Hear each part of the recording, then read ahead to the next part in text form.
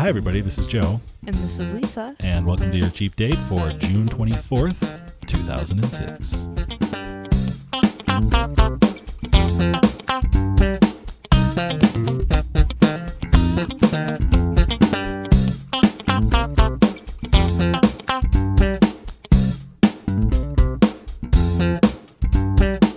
That's Cheap Date, the show that asks the question...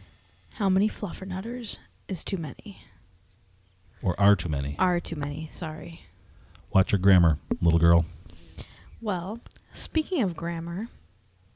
boy. We started down the Fluffernutter path and took a major... we hit that first exit. Oh, look! Well, I was trying to bring it back around to school because... Okay. There's an article in Red Eye, which is... she's going mobile, folks. Doing this again. There you go. She's taking the microphone. Now it's like she's Julie London. Too bad this isn't a video cast, huh? You're holding the microphone, this little green spongy thing on it, and she looks like she's going to start singing. Crackling roast meat on board. But luckily, I'm not. Okay. Red Eye, which is the hip younger sister of the Chicago Tribune. And free, I might add. And smaller. Actually, Joe and I often read many of the same articles, only he reads them in a big old-fashioned newspaper, and I read them in a hip little tabloid. And I read a broadsheet. Yeah, I don't know how you can even hold that thing. It's the most unwieldy media package ever. There's an art to it, especially when you're on the train. I'm saying here and now, that is the most... inconvenient. Don't give me that look. It is second only to taking notes on a chalkboard. Wow. Is this freaking huge 3x3 sheet of paper all folded up every which way meant to contain information. Mm-hmm. Wow. Well, anyway... We'll be back with more comments on the state of the publishing industry after this. Here in Red Eye, it says... The hip younger sister. Notice I can spread out the entire Red Eye right here. I'm seeing that. And they have a huge ad for Phillips Milk of Magnesia right here. Or what is that? No, it's Phillips Union Whiskey, Joe. Oh, sorry. I was wondering why it was red. It's cherry-flavored whiskey. Oh, yes. No, Milk of Magnesia may be in the Tribune. Right next to the Depends. All you young... Thank you. All you young... And the Viagra. The Red Eye demographic doesn't need those products. I was going to say. But you guys drink red whiskey? It's cherry whiskey. That's an abomination. Cherry whiskey? Actually, this is... I don't know what this is. Here's cherry whiskey. Oh, this is just standard whiskey. But you can make an apple you can make an appletini with it. God. There's a whiskey appletini recipe right here on the page. And look, here's vanilla whiskey. I weep for the future. Anyhow. Any old who. Pick us up where we were, Daryl. Gosh, I wonder why my generation is so into candy flavors. Maybe because they serve Fluffernutter in school. Oh, there we go. Bringing it back around again. Circle of life. Like that. There is a Massachusetts state senator planning to file legislation banning schools from offering Fluffernutters more than once a week in cafeterias. His third grade son was served a Fluffernutter in a school cafeteria. I'm appalled. Maybe I should explain what a Fluffernutter is, just in case. You know what it is? It's something you can make at home. I can't believe they serve it in schools.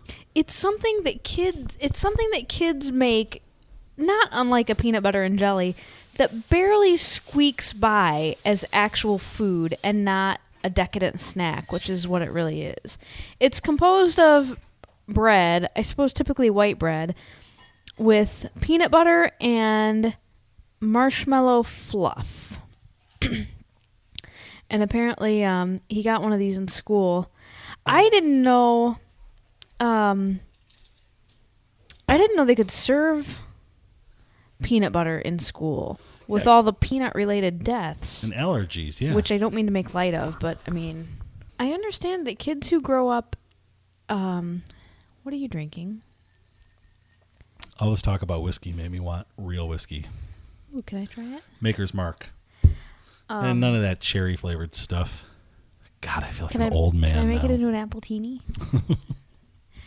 You do that, there are going to be some people coming up from Kentucky to. So here, answer me this while I. Excuse me. Answer me this while I take a sip of this smooth, lovely whiskey. Elixir. Is it stodgy to pass legislation about Fluffernutter in school cafeterias, or is it absurd to serve Fluffernutter in school cafeterias?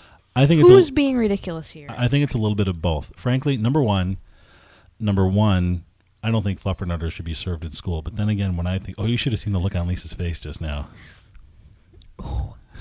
You're like a cartoon character.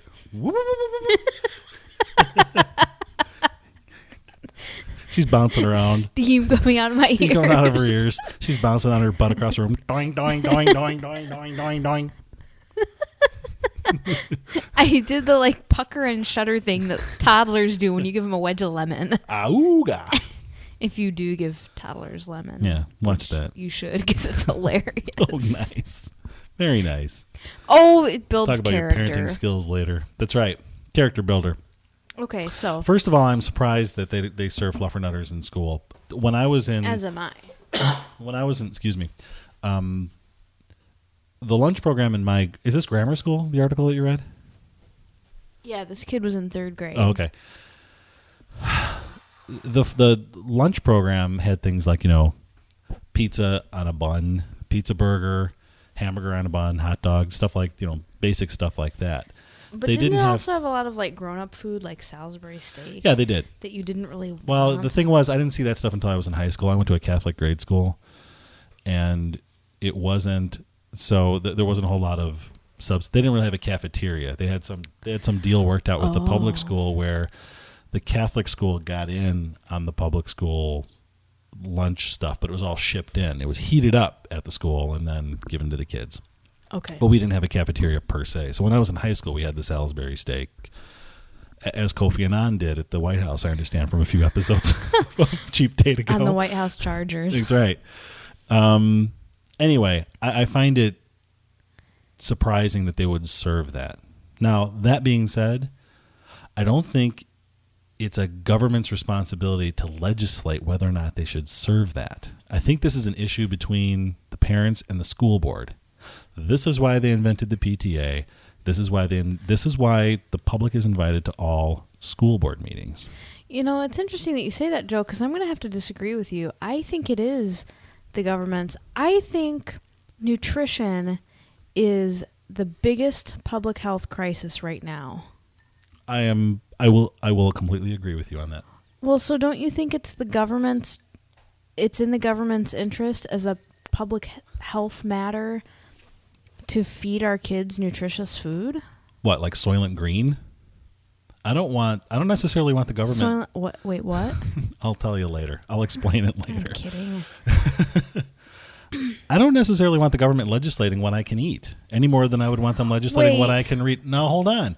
You're on a very fine line here. Welcome to Cheap Date, the debate episode. Cheap Debate. I won't get all Hannity and Combs on you. This is the Cheap Debate show. There you go. That's cute. Okay, I'll let you finish. Where was I going with this? You don't want the government controlling what you eat. I have no problem with the food pyramid and the 4 food groups and the fact that you had the 4 food groups for years, and then they came up with the food pyramid, and then 2 years later they changed the food pyramid again. Oh, wait, we were wrong. Don't eat all that.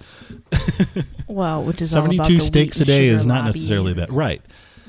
So my point is that I don't necessarily want the government legislating what I shouldn't eat, because it's a slippery slope, because from that point you can go right into telling me what I should eat. Now wait a minute. We're not talking about you, first of all. We're talking about children. I understand that. And we're not talking about what they have to eat. That's not to say they can't bring a Fluffernutter in a lunch bag. Right. It's just saying that if a school is going to serve food and implicitly endorse the food, it should be healthier than Fluffernutter. I agree with that. I'm agreeing with you. My point is, At what level of government is this thing being? Is this a state government? Is this a federal government? Well, he is a state legislator. See, I don't think it belongs there. I do not think it belongs there. I think it belongs at the level. I think it belongs at the local school district level. Yeah, but I think if it happens at the local school district level, then kids in the suburbs will be eating stir fry, and kids in other communities will be eating Fluffernutter, even though they all have the same nutritional needs. 2 third graders walk in from math class. Oh my God, they have the tilapia today. I'm so tired of that. Why can't they have the salmon sashimi? I know. I can't believe it. Yeah, exactly. Meanwhile, in the inner cities of Chicago, hot dogs and 9 days in a row. And Fluffernutters and maybe Tony Hawk's Pizza if they're lucky. The lunch lady. You want a hot dog or a Fluffernutter? Yeah. Those are kind of like the lunch lady. I'm a vegetarian. I guess Fluffernutter's vegetarian. I guess it would be. Lisa is the closest thing in real life to Lisa Simpson that whom I've ever met. Except you're not really a vegetarian, although I think you are. I think you're going to be converting to Buddhism one of these days. I would become a vegetarian if I... You know what? Becoming a vegetarian would actually worsen my eating habits. Really? In the short term. Yeah, because I would just eat that much more pasta and junk. Like I mean, there are a lot of lazy vegetarians out there who subsist on Twinkies and bagels and stuff. And that's what I would be. A lazy vegetarian. A lazy vegetarian. Isn't that the name of your band? The Lazy Vegetarians? The Lazy Vegetarians. On principle, I like the vegetarian cause, but in practice, it's out of yeah. Right. If I cut meat out of my diet, meat's one of the better things in my diet. Holy crap! Lisa and Joe, your table's ready. Thank you, Daryl. Wow. We appreciate your representing healthy food for us here tonight. That's very good. I wonder if he realizes he's representing healthy food for us. We'll probably get hate mail. No, I want to be at the beer and pizza restaurant. I don't know. Well, and with Kuma, he might want to have, someplace where they'd have, Gaines Burgers or something like that, too. Wait a minute. The name of it. Wait a minute. I know somebody who used to munch on dog treats. Milk-Bone. If any of you out there, especially guys, Did you put non-dairy creamer on it? Please, don't be ridiculous. If any of you out there, as a kid, ate a Milk-Bone, just tell me, because I know I'm not alone in this. Because certainly myself and Steve and Tom next door and Joey across the street and David, Steve all the and guys Tom in and Joey. my neighborhood. Cream of the crop. No, I kid. Oh, wait, now a lot of boys ate a Milk-Bone once to prove that it could be done. Yeah, because they're actually not too bad. But you did it repeatedly. Okay. Well, you know what? We're getting away from the topic here. All right. Is your mom listening? Here. I don't know. Is she? She must be so proud. Okay. Sorry. Here we are in this restaurant where we're going to have a nice healthy dinner. Tell us about it, Joe. Actually, we're not even in the restaurant, to be honest with you. This crowd noise that you're hearing, this is not in the restaurant. Well, actually, we're actually standing at the carryout window, because where we are tonight is at Maggiano's Little Italy in Schaumburg. Maggiano's is an Italian place, as you might guess, and it's run by a chain which we've mentioned on the show before called Let Us Entertain You. They have home-style Italian stuff. They have spaghetti, pasta, rigatoni. They have all the stuff, gnocchi, chicken parmesan, all the stuff you would expect from a good Italian restaurant. And quite good, and served family style, if you want it that way. Taken that way, from the cheap date standpoint, it's okay. It's a good, solid Italian style restaurant.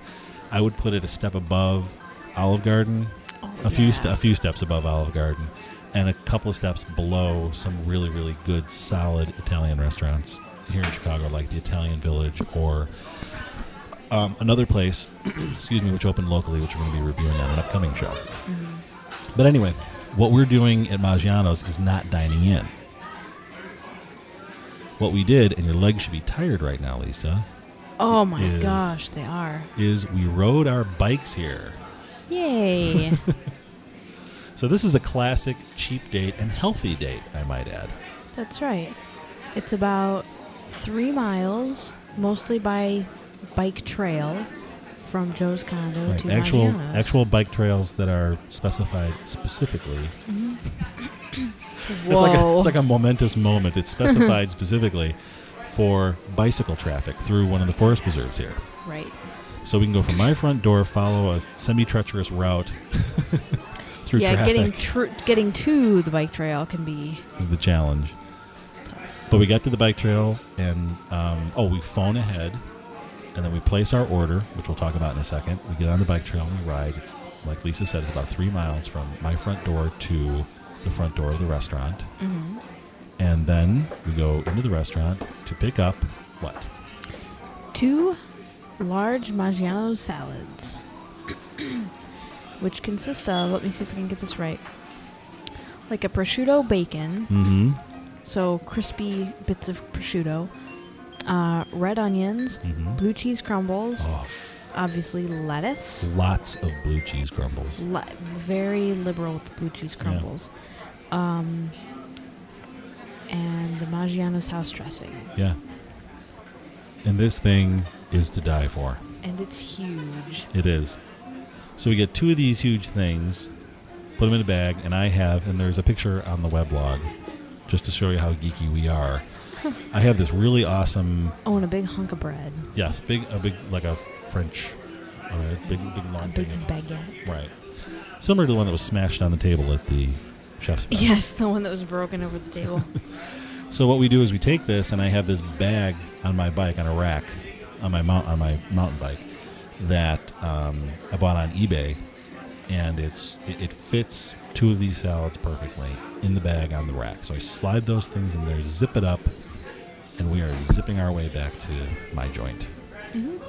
And it's just a long enough ride that we get the blood moving. Get a little bit sweaty if it's hot out. It was in the 80s yesterday when we did it. Yeah.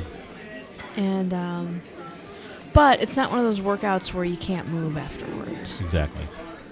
So then what we did was we take them home, get a couple of big bowls, throw the salad in the bowl, throw the dressing, toss it, sit down, break the bread apart, Yeah. grab a couple 6-packs of beer. No, we had water with this. And just like you might do with popcorn, just sit there with a bowl in your lap and eat off it. We're watching Alton Brown and until you- Emerald. Because that salad, you could pretty much, I mean, even with the blue cheese, you can pretty much eat until you can't eat anymore. Mm-hmm. Like, that's the one thing that you can feel guilt-free about just gorging on. Now, this cannot be a low-cal thing.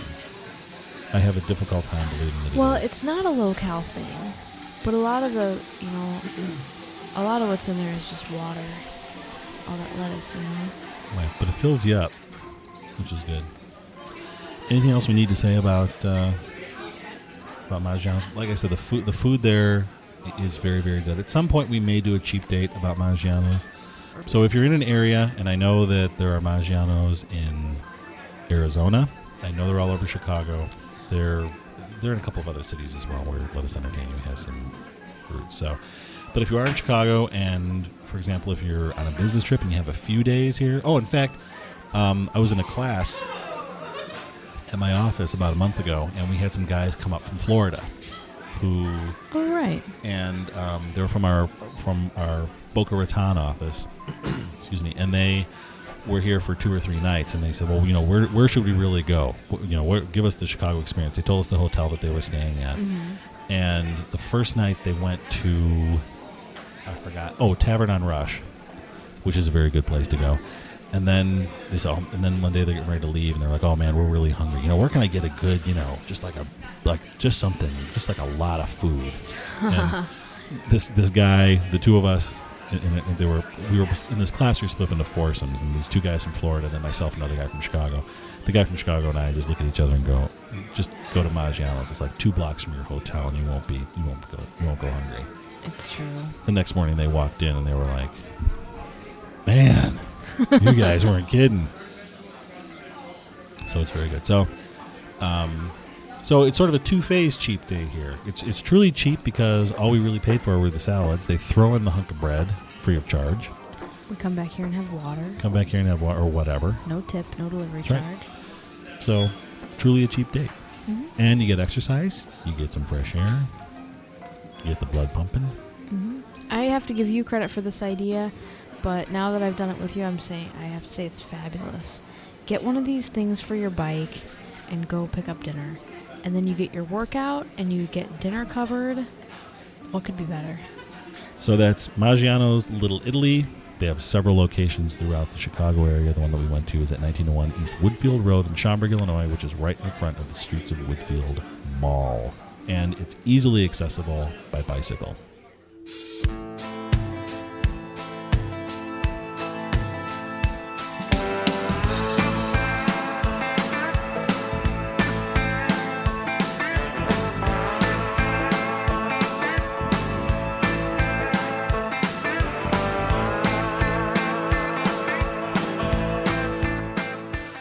I just learned that President Bush works about the same kind of day I do. He gets up at 5:30, gets to the office at 7, and they're back home by 5:30 or 6. Really?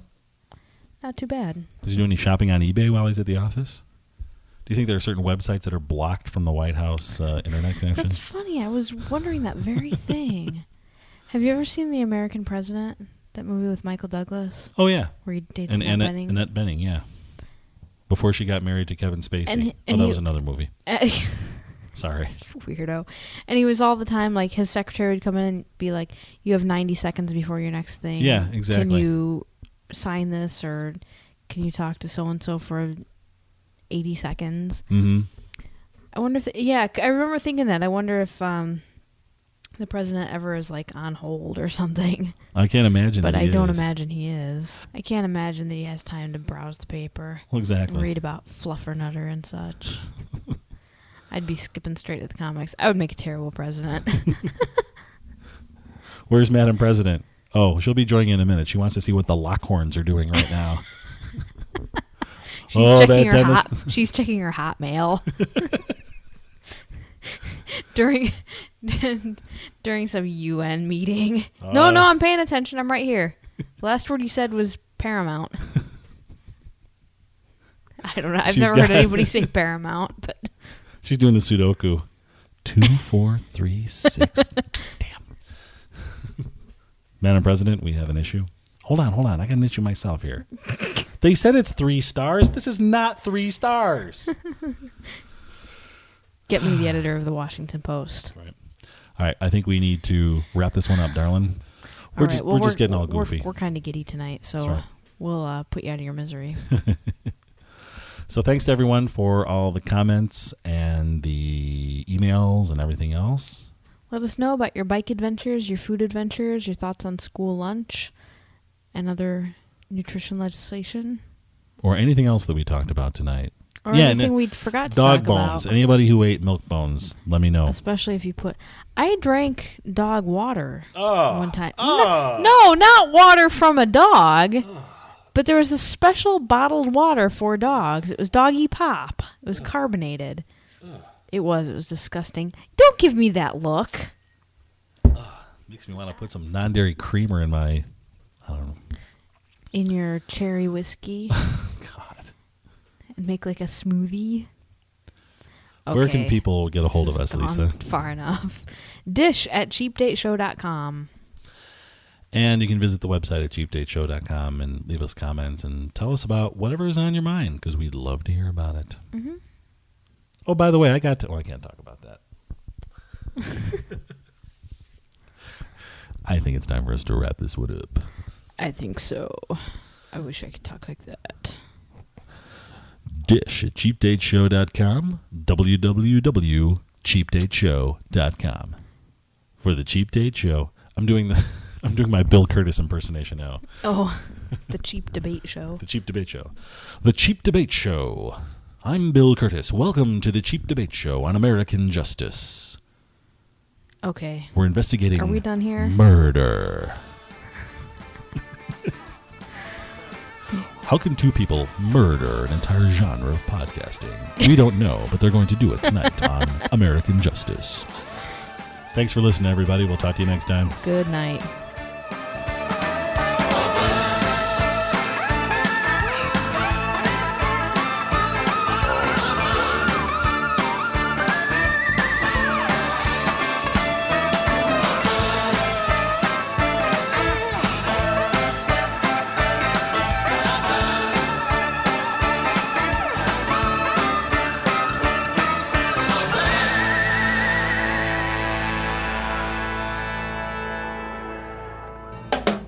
WCFL Chicago. This podcast is proudly listed at podcastpickle.com.